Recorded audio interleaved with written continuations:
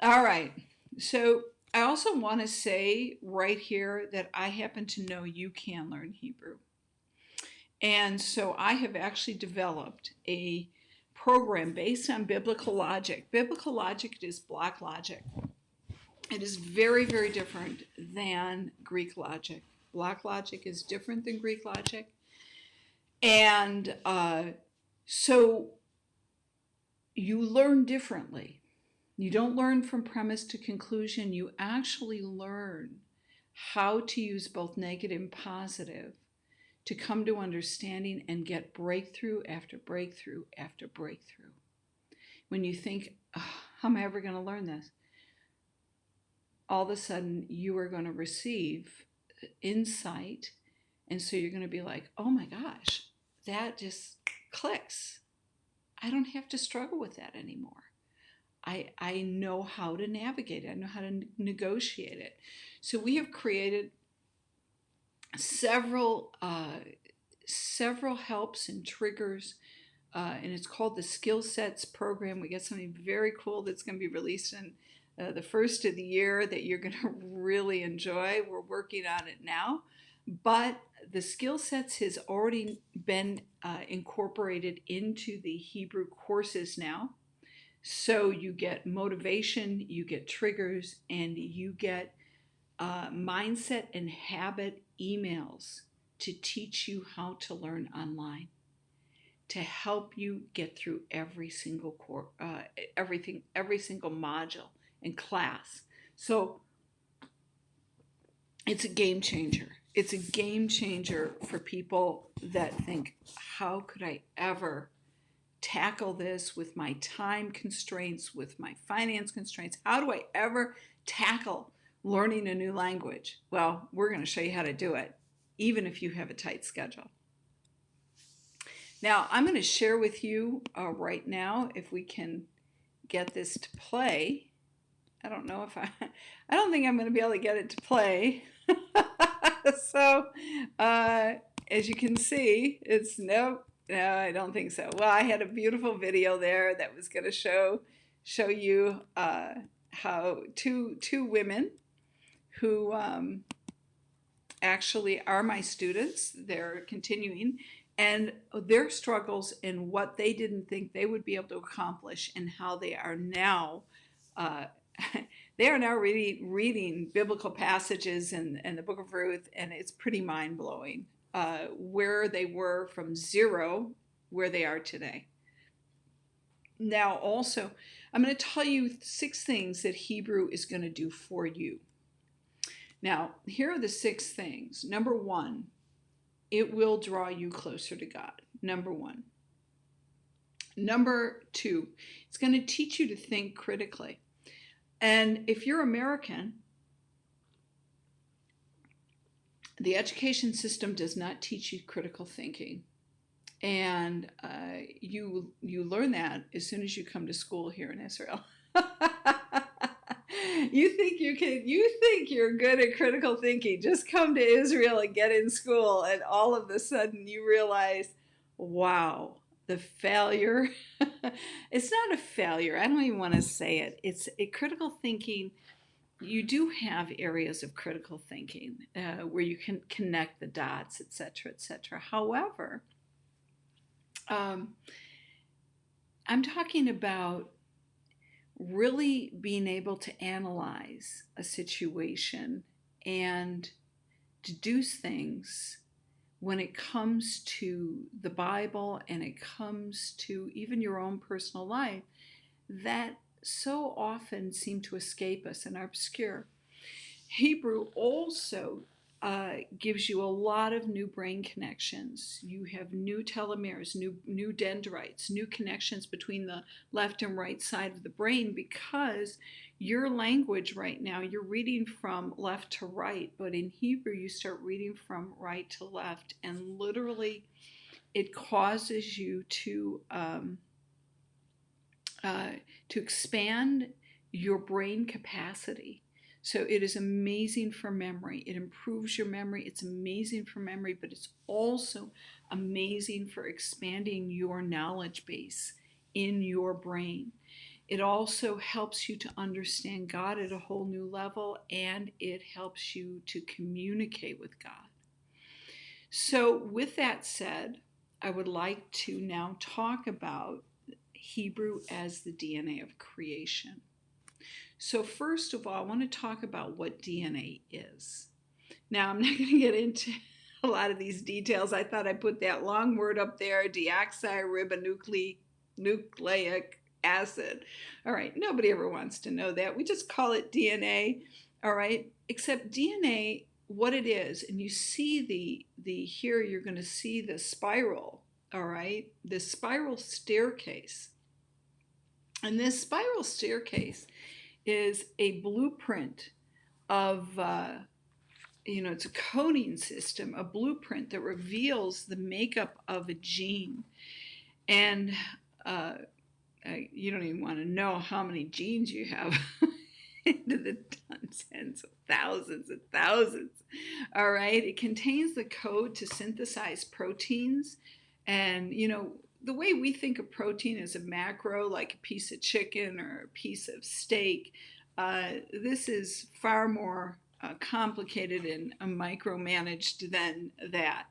All right. DNA is also the cell's genetic material. So it is contained in chromosomes, and that's what you see right here. Would you take a look at what a chromosome looks like? We're going to be actually looking at some chromosomes. But this chromosome here looks actually like very, very similar to the first letter of the Hebrew alphabet. And here, these chromosomes are contained within the nucleus. It shows you the little nucleus and the mitochondria, those little things that are off to the side. There are 22 Hebrew letters in the Hebrew alphabet, God's first and last creation.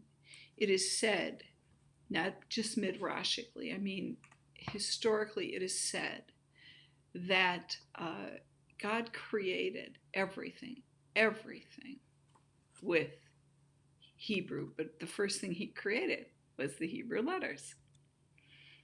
So every Hebrew letter has a sound frequency, and all matter itself is composed of different sound frequencies, molecules rubbing together. Matter is created and manipulated by sound frequencies. Now I want you to take a look at the Aleph to Tav, the Aleph being the first letter of the Hebrew alphabet. Then you'll see the very first letter there. And the last letter you're going to see is what we call the Tav. It is the last letter is the Beit.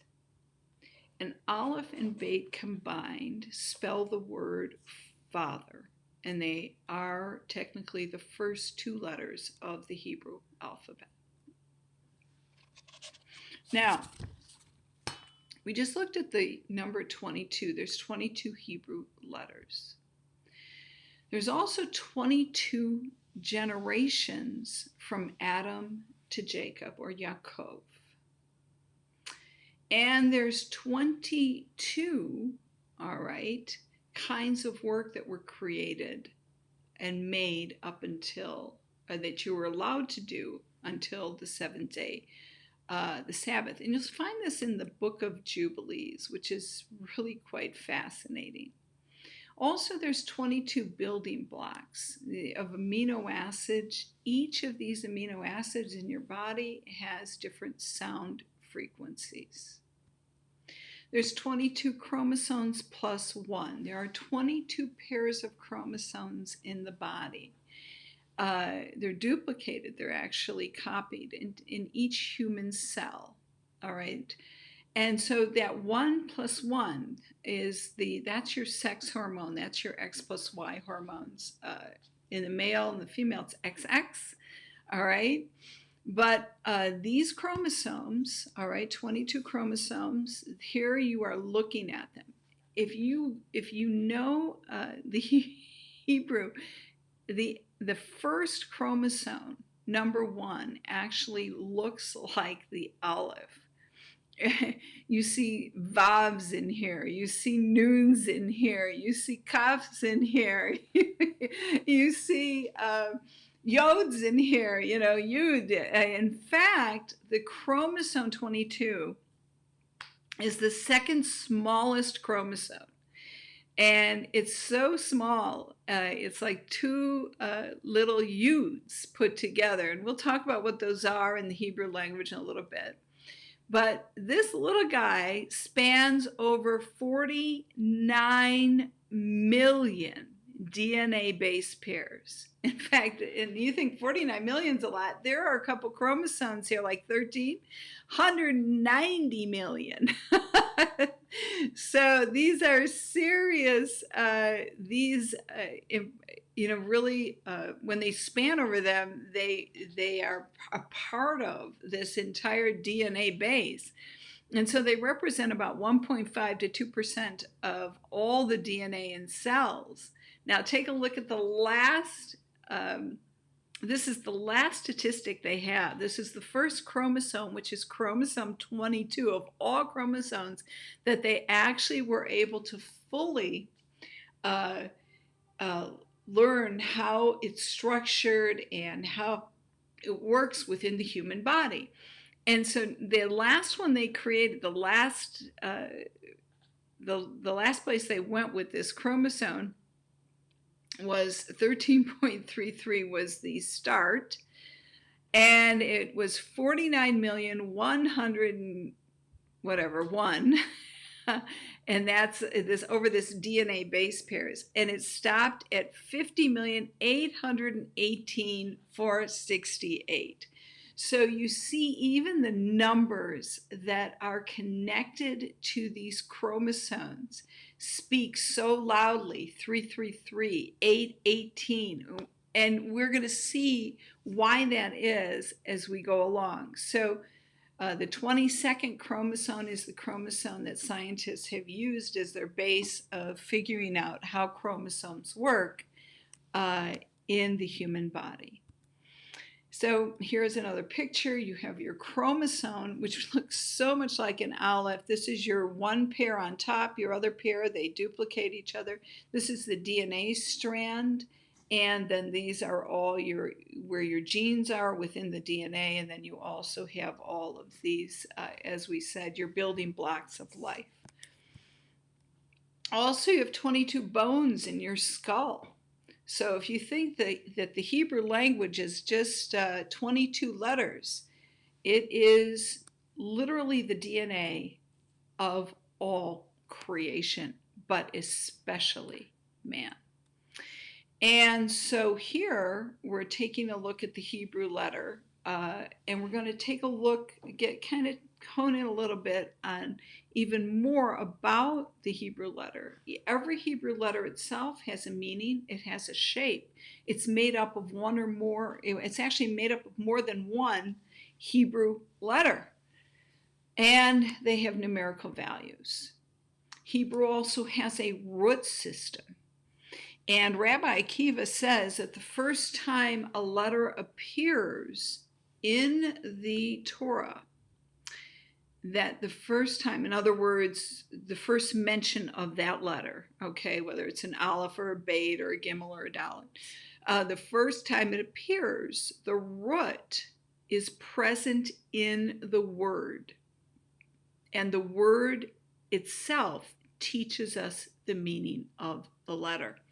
So we find that the first time we have a word with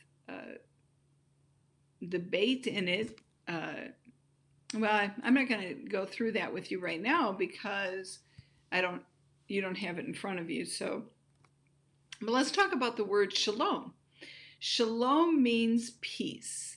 And so that is, notice that it's 3 letters.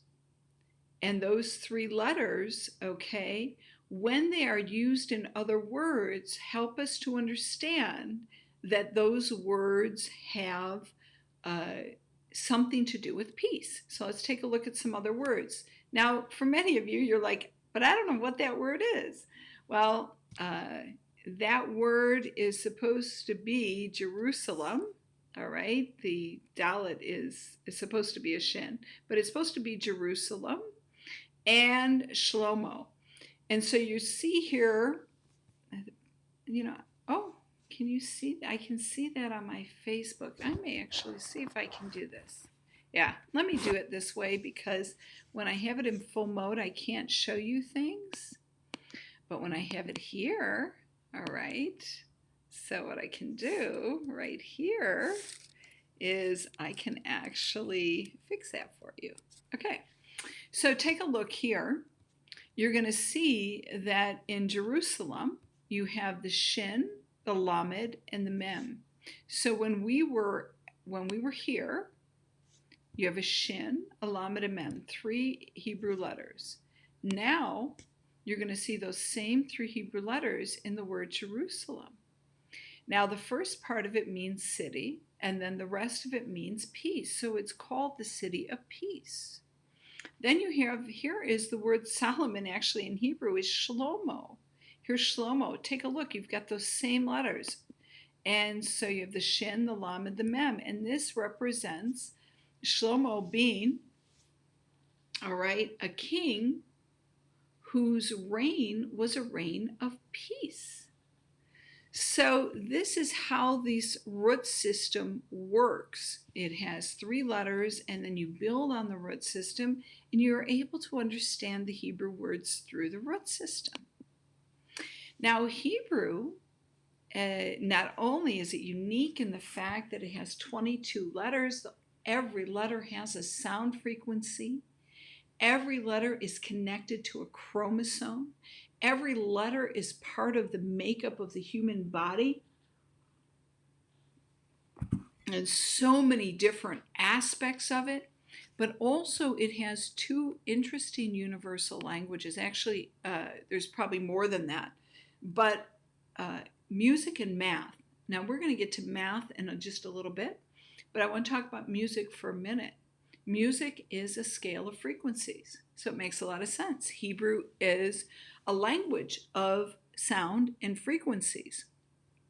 The Torah, not only was the Torah originally sung, even in the book of Job, it talks about how angels and the stars would sing the praises in the Torah of God.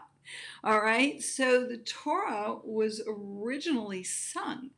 And so also the oral Torah, the way it was passed down from generation to generation, was through song. All right. So when we look at some pretty interesting things about music, we know that there are 3 notes. I don't think it's supposed to be N-O-T-E-S, but anyways, 3 notes make up a chord. So let's take a look. Here we go. For all of you musicians out there, I am also a musician. I can play the piano. Somewhat. No, I can't. So here you have something also interesting. You have 7 double letters in the Hebrew language, and you have 7 octaves, all right, in music. You have 7 white keys. You have 5 black keys, 12 keys in an octave. There's 7 of those on a keyboard. All right, and notice that all harmony divides into 3. So all of these letters and octaves and ranges all align themselves with the Hebrew language. Now, we're going to just kind of delve through a very quick study, all right, on the word Adam, because if Hebrew truly is a DNA of creation, now I have done several of these with different words, so this is just one of them that I want to share with you, and I am, part of it is my information, another comes from another rabbi, but unfortunately I can't give you his name because he never shared it. So because he didn't share his name, I can't tell you his name. So otherwise I would give him the credit for parts of the information that he shared that I'm going to be sharing with you, but I don't know it. So, but I do want to say that we're going to use the word Adam today because this is what you find with Hebrew as you learn it. It literally changes your life. And it changes your life for a few reasons. And one of them is what I've been teaching, is that what's inside of every Hebrew letter has the power to create and has the power to not only create, but also reveal to us very, very important truths about God, about who we are too, and how we're supposed to act, how we're supposed to live, and so on and so forth.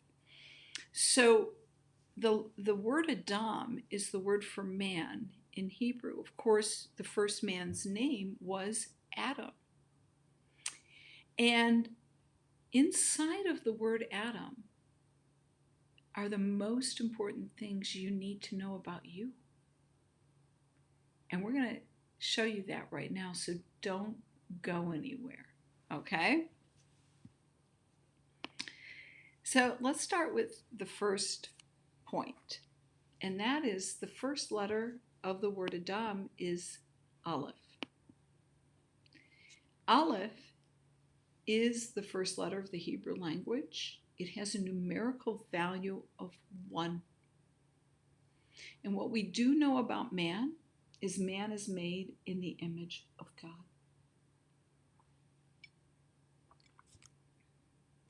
Secondly, all right, the Aleph itself is made from two other Hebrew letters. One is the Yud.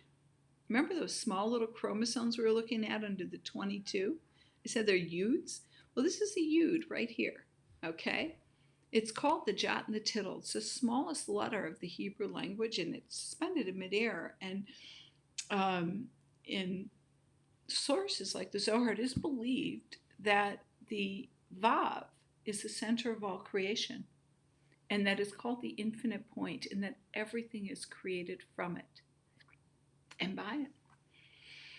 Now, it's also the first letter of the name of God, as we see down here. And if you look here, it looks like that chromosome, doesn't it? Well, take a look. This is a Vav extending here, and this is a Vav extending here. And so we have two Vavs. Now, the numerical value of or two Yuds, I'm sorry, and the numerical value of the Yud is 10. And so we have two of them. So the numerical value of them together is 20. And then we have this Vav. So we have two Yuds and we have a Vav. Now, Vav means connection in Hebrew, and it has a numerical value of 6. And when you put them together, you get 26. The name of God is Yud-He Vav-He. Now, in the Jewish world, we don't pronounce the name of God outright, but the numerical value is Yud 10. Each of the He's are 5, so that's 10. And Vav is 6.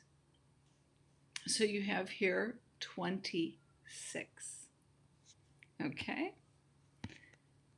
Now, so the Aleph itself has a numerical value of 26, and so does the name of God. And so we find right from the beginning, the very first letter of the Hebrew alphabet, which is also the first letter of the name of Elohim, which means God. This letter represents God. So the Aleph, when it's in a word or you're referring to it, means it is that word, that something is always connected to God. Now, let's take a look at the name of the Aleph. All right, so we just saw the letter Aleph, but as I said, every Hebrew letter has a name, it has a meaning. So here, Aleph actually means 1,000. It means master, it means chief, it means multiplication. It also means ox, strong, all right? All the powerful character traits of God. So here, we're going to take a look at the number again of the meaning or the name of God, which is Aleph in the Hebrew language. So we have an Aleph, the very first letter, which has a numerical value of 1. We have the Lamed, which is has a numerical value of 30, and we have the Pei, which also has a numerical value of 80. And when you put them together, you get 111. 1, 1, 1, 1, 1. So once again, everything keeps pointing back to the Aleph. And what does that teach us? Well, the Shema teaches us, Hear, O Israel, the Lord our God, the Lord is one. So you begin to really see monotheism and what God is trying to reveal about himself in these Hebrew letters. So also is very interesting, Aleph being the representation of God and Spirit of God. Lamed is also, it means, and its name means to learn. And it has to do with both teacher and student. And so in the Jewish world, there's really an ethos, and it works like this. You learn, you teach, you teach, you learn, you learn, you teach, you learn. That's why the student and the teacher, the best way to learn is to teach or share what you've just learned with somebody else, all right? So there's this constant, and you're held, and you learn from a very young age. You're very responsible for what you learn. You cannot just absorb knowledge and not share it. You have to teach it. It is the cycle of life. So you see the Aleph here, and the last word is Pei, and it means mouth. So it wants you to be a witness of God. All right, so Aleph, right away, it talks about the learning process, the place of coming to understanding, how God teaches us, and the fact that he uses speech. He spoke the worlds into existence. The Hebrew letters are to be used in not only written form, but they are to be spoken. They have sound frequencies, and you need to learn them so you can speak them, and we can see the manifestation of creation through them. Now, if you spell Aleph backwards, it's actually Pele, and in Hebrew that means wonder. Once again, it shows us a character trait about God.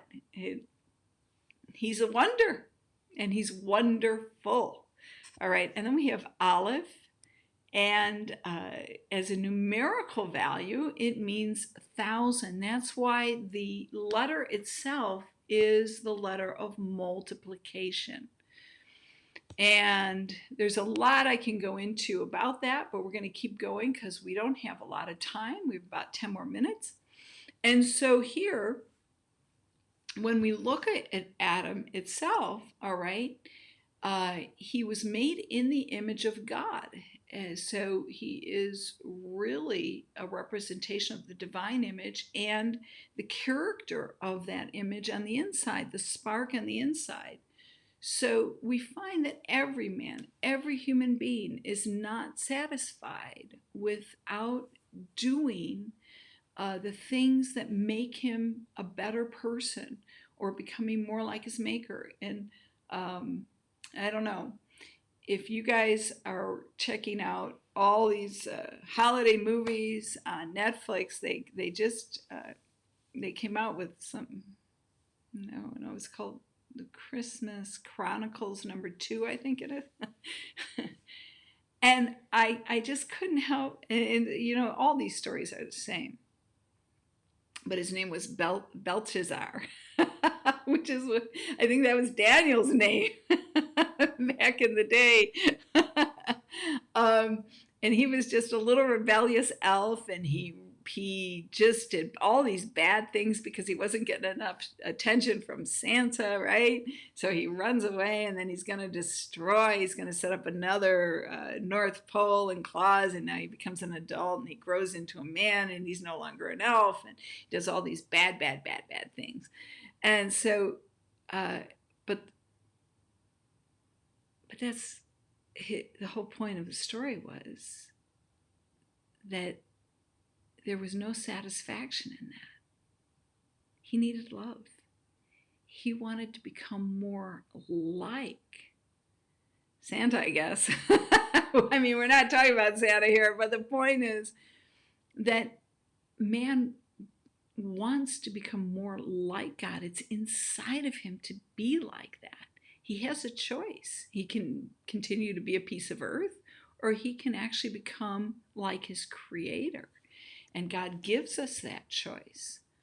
But so often we find ourselves going the opposite direction, only to find that it's the wrong direction. We need to come back. We need to do what is necessary to become more like our Maker.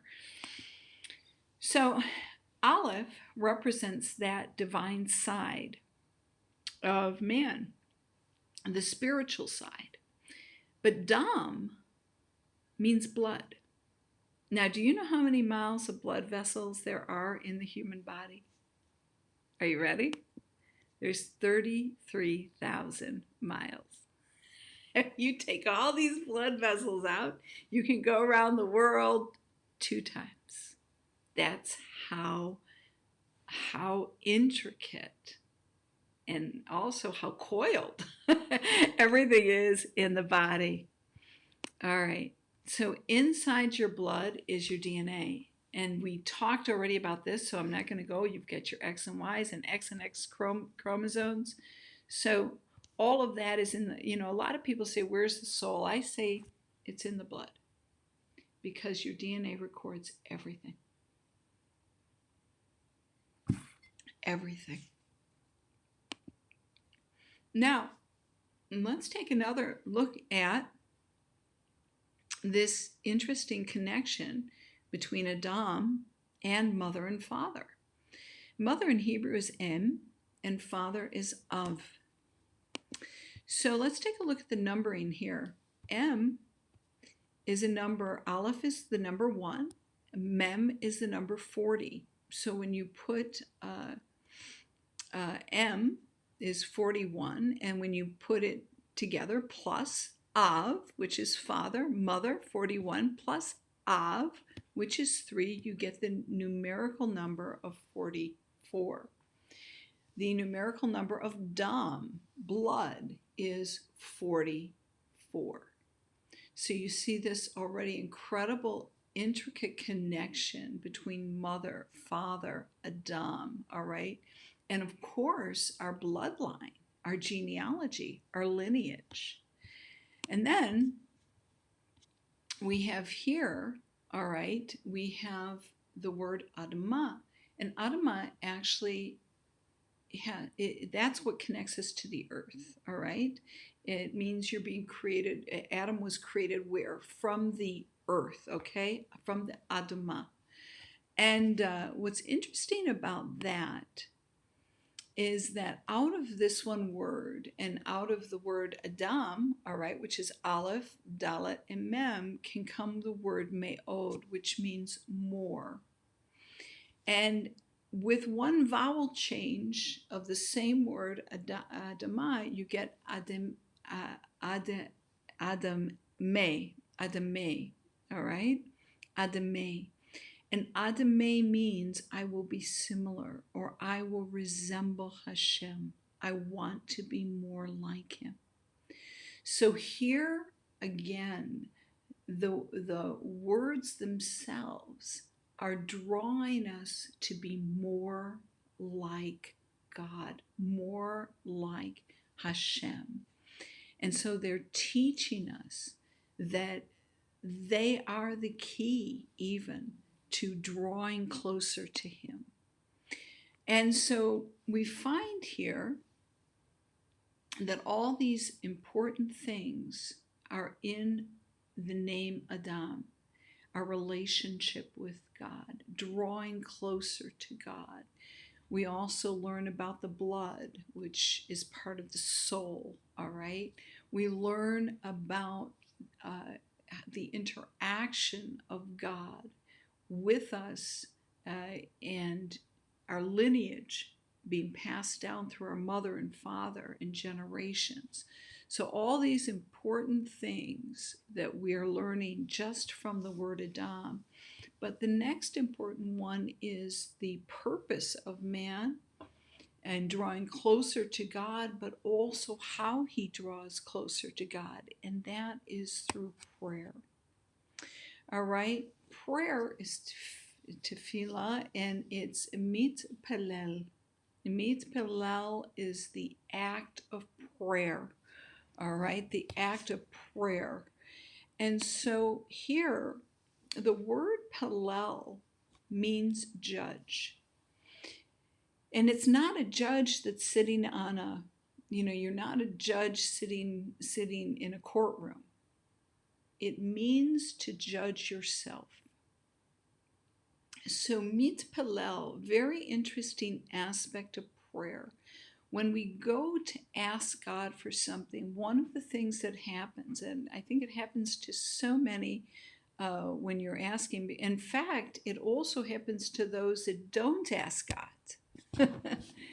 Because when you ask God to answer a prayer, there's something that's being mirrored in your life. And the question is, why am I asking God for that thing? Am I asking it so I can, just be very selfish with that? Or is it vain? Or is it something that's going to further the kingdom of heaven? All right, it's going to further not only your relationship with God, but the presence of God in your life as you go forth into the world and connecting with people all over. Is it going to be something that's going to really allow you to bless others? And so this is so often the question internally that's going on while you're praying. And you see that this is also a question that's asked in the Torah. And it's talked about in the Torah about this concept of judging yourself so you will not be judged. And it's right there in the Hebrew word mitpalel. And so why do you want? If you judge yourself, you're going to be a lot less critical of others. You're going to have less of a tendency to judge somebody else. Because when you turn the fingers towards you instead of towards somebody else, you find that so often the thing you're judging somebody else about is the thing you struggle with yourself. And this is why this is so important. And because God teaches us that one of the greatest ways that he can work in our character is when we become open to the idea of looking even at our own faults and judging or asking ourselves. When I use the word judge, that could be, some people might misinterpret that to be something very harsh, but in this case, judging here is really questioning your actions and your deeds and really trying to work on them so you align yourself with the kind of character that is what you envision yourself to be, and that is righteous and forthright and prosperous and abundant in giving and everything that really makes for a tzaddik or a righteous person. And so here, let's take a look at this. So where is Adam? You don't see any of these letters, really. There's no Aleph here. There's no Dam here. There's Dalet. There's no Mem. There's no similar letters, all right, here at all. Okay, so where is Adam in prayer? And so this is really important, because if the word Adam is teaching us so much about ourselves and so much about our relationship with God, and prayer being one of the most crucial elements, because even Hashem says, God says, he says, I will call my house a house of prayer. So prayer is communication. And that's really why he says it. He wants communication with you. And so here, Aleph and Dalet, and here we have the word. All right, we're going to spell out the word Adam. We're going to spell out each one of these Hebrew letters. Aleph is the name of the letter Aleph.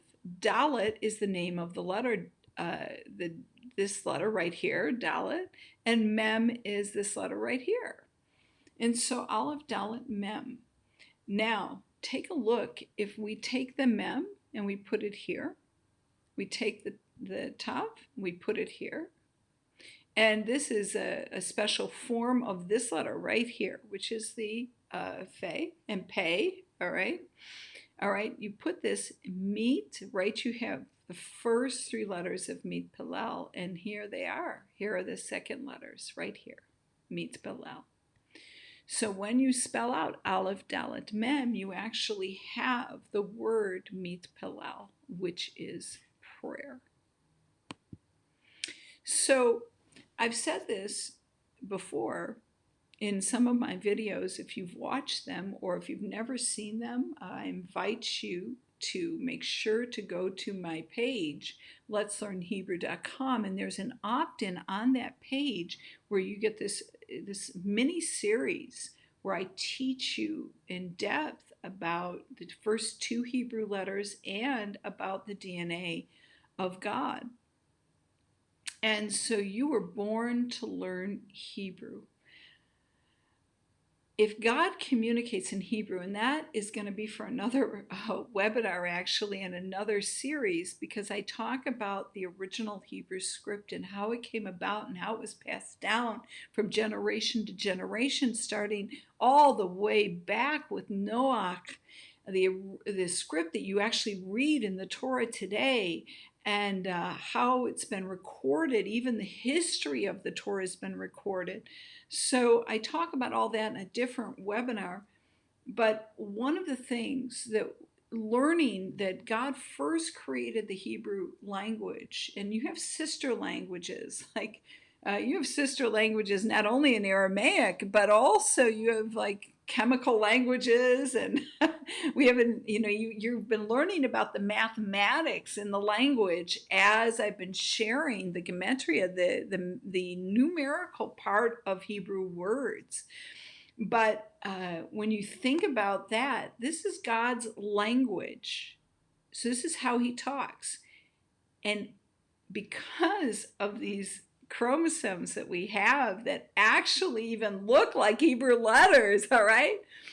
One of the things that God does when he's fashioning you in the womb of your mother is he talks to you. And I don't think he probably talks to you in English. I don't think he talks to you in French or Russian or Spanish. He talks to you because he's speaking. He's fashioning you in the womb. He's speaking the Hebrew letters into your life, into your DNA, into the way that you are framed. He knows your frame, the Torah says. He knows your down sittings, your uprisings. He knows everything about you because he has spoken part of himself into you. You were born to learn Hebrew. You were born to connect with God at a whole different dimension. You may have an awesome relationship with God right now, and I know many of you do. But Hebrew takes that relationship to a whole different level.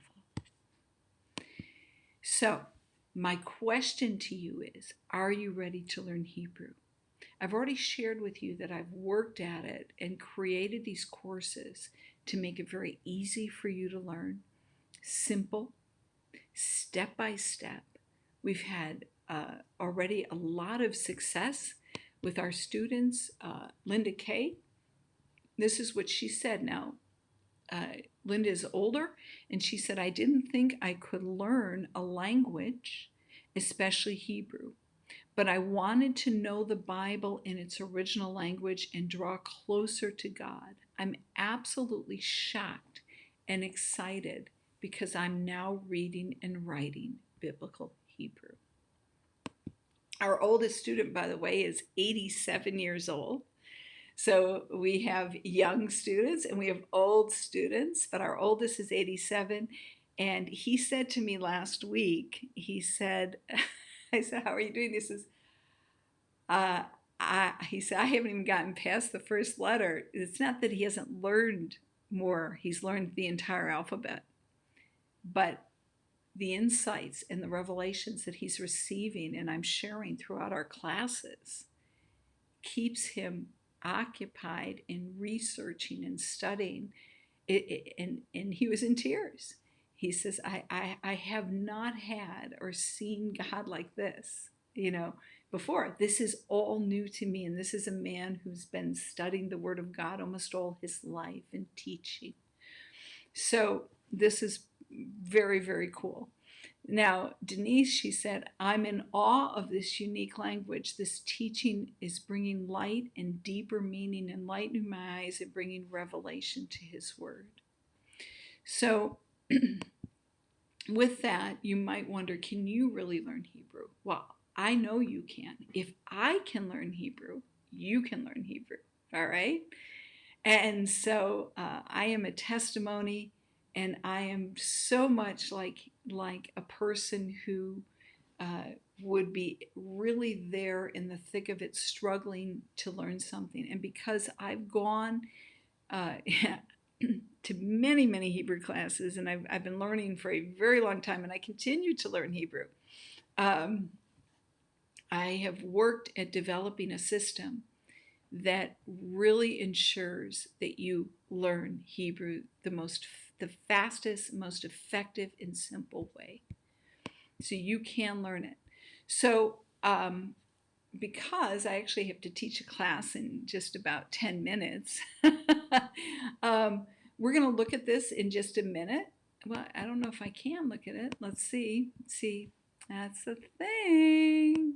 Oh, all right, let's open that link.